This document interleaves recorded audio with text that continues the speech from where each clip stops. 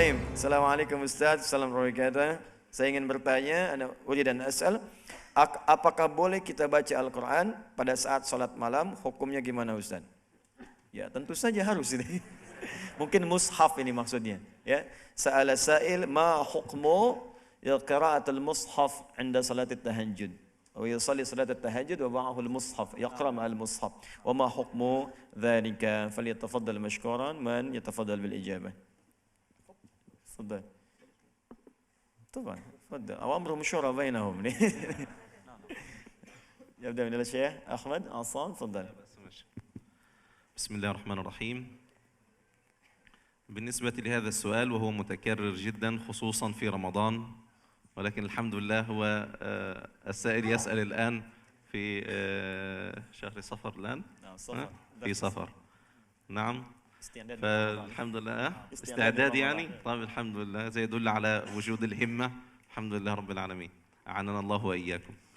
فلا بأس من حدوث مثل ذلك في الصلوات اللي هي السنن، حيث أنه يجوز فيها ما لا يجوز في الفريضة.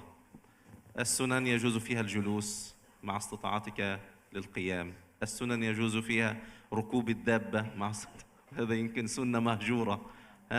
كذلك يجوز فيها أن يقرأ من المصحف، وأن يضع علامة أيضا في المصحف، لا بأس في حدود منفعة تعلمه.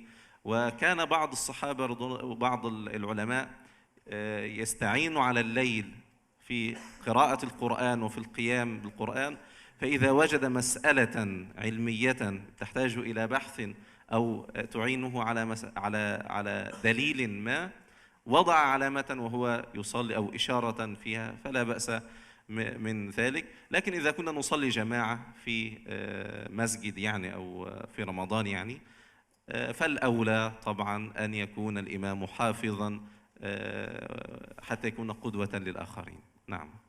Baik, Allah barik fikum. Beliau menyampaikan jawaban. Ini bertanya apa hukumnya pegang mushaf waktu sholat, khususnya tahajud.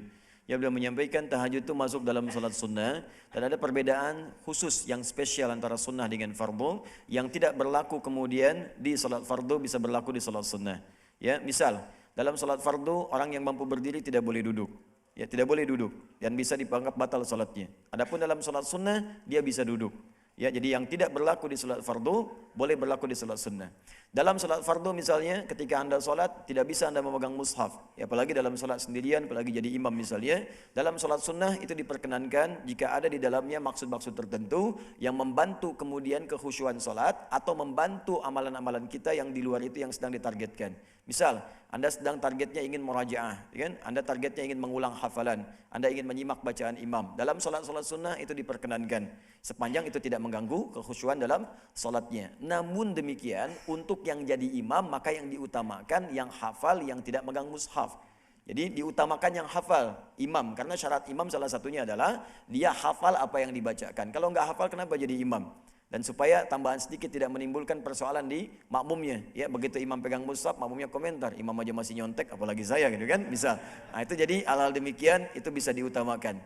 Jadi ini yang disampaikan oleh beliau, yang aula, yang paling utama adalah Anda bisa menghafalkannya. Tapi kalau itu kemudian ditujukan untuk membantu pemahaman atau target-target tertentu dalam sunnah itu diperkenankan.